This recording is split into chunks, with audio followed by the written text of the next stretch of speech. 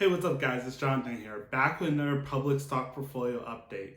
As usual, we'll do a quick recap on what happened in the market this week. We'll do a recap in the moves that I made in the portfolio this week. We'll move on to do an account recap and see how the account as a whole has performed. Now I'll give you a quick summary on how the AMC challenge is going. We'll talk about the important things that you gotta watch out for in the near future.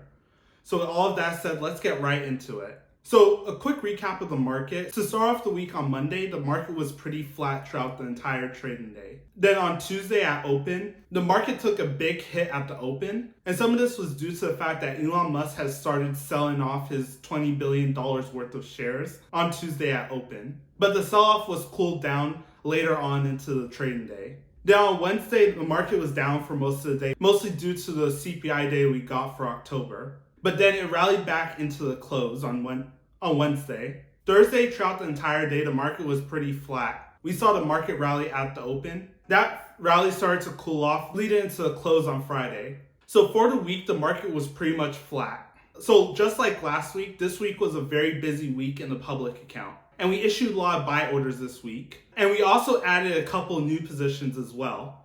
So on Tuesday, the only move that I made is that I bought more lemonade. And I bought about $5 worth at $62.25 a share. And I wanted to pick up a little bit more lemonade at that price because I thought it was a pretty fair price to pay for lemonade. I don't think it's the best price on planet Earth, but it's not a bad price to pay for it. Then the very next day on Wednesday, I bought some more Robinhood.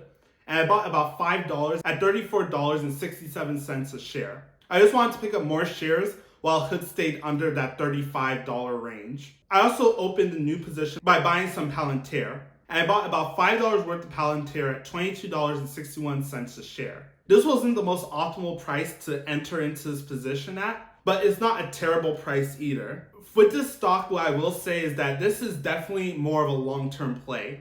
Their business model isn't necessarily the easiest to understand. I think that's why we've seen the stock run flat for most of this year, is because I don't think the market yet understands the value that this company can bring.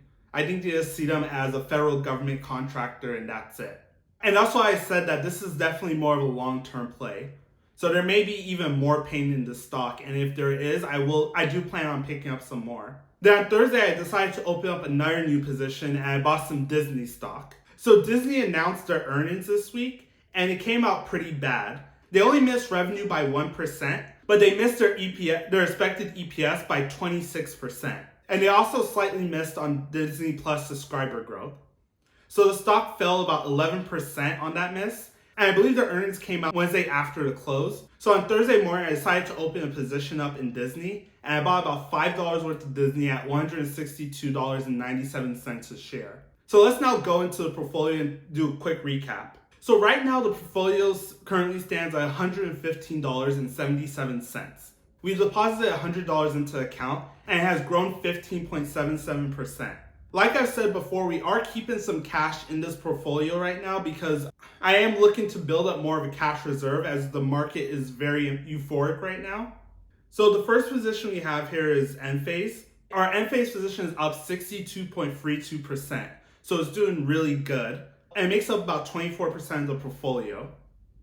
The next position we have here is Robinhood. And Robinhood has very much been flat, but we just recently started buying more Robinhood. So I'm not surprised by that.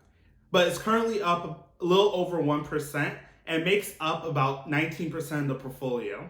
The next position after that is Lemonade. Currently our position in Lemonade is flat, only up about 1/4%.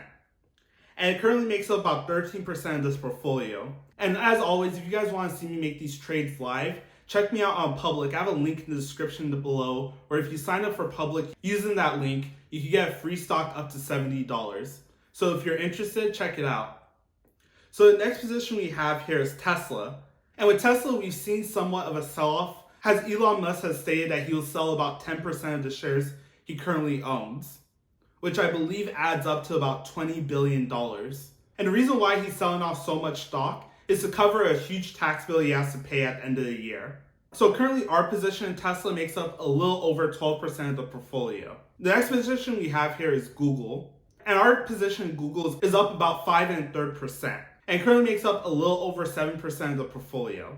So the next position we have here is Amazon. And our position in Amazon is up almost 2% at the moment. It makes up about 4% of our portfolio. The next position we have here is Palantir. And like I said, we just opened this position. We're currently up almost 1% on Palantir, and it makes up a little under 5% of the portfolio. We also just opened a position up in Disney, and currently our position in Disney is down 2%. And it currently makes up a little over 4% of the portfolio. Then the last position we have here is Redfin. Our position in Redfin is down 2.4%. It currently makes up about 3% of the portfolio. Now let's talk about the AMC challenge. So about 8 weeks ago, I bought 4 shares of AMC at $37 a share. And currently AMC sits at $40.11 a share. We're up about almost 8.5%, or about $12.44. And like I say, I do plan on holding on to this position until the end of the year.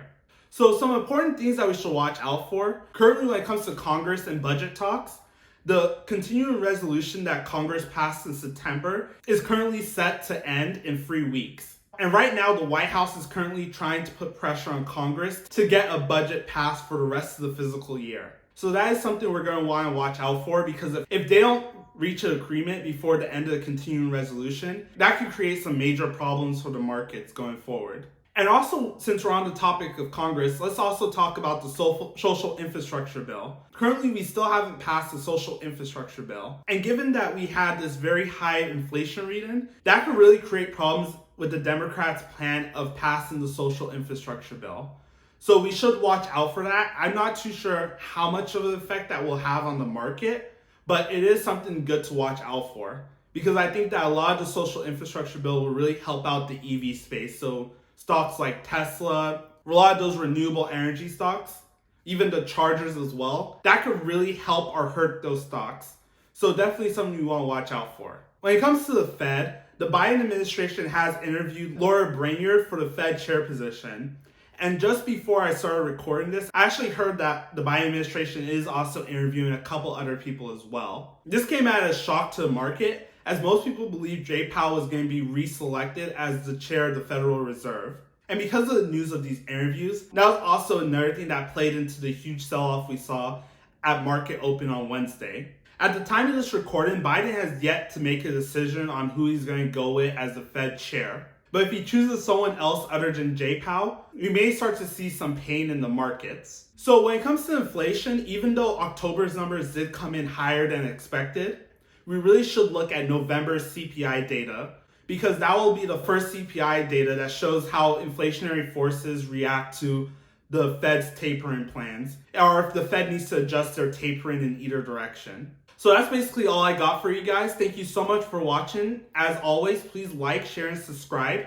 They all greatly help out the channel. Also, let me know in the comment section on what your thoughts are on the market right now. I would love to hear from you guys. Check me out on all my other socials. I try to post there as often as possible. And thank you so much for watching. I'll see you in the next video.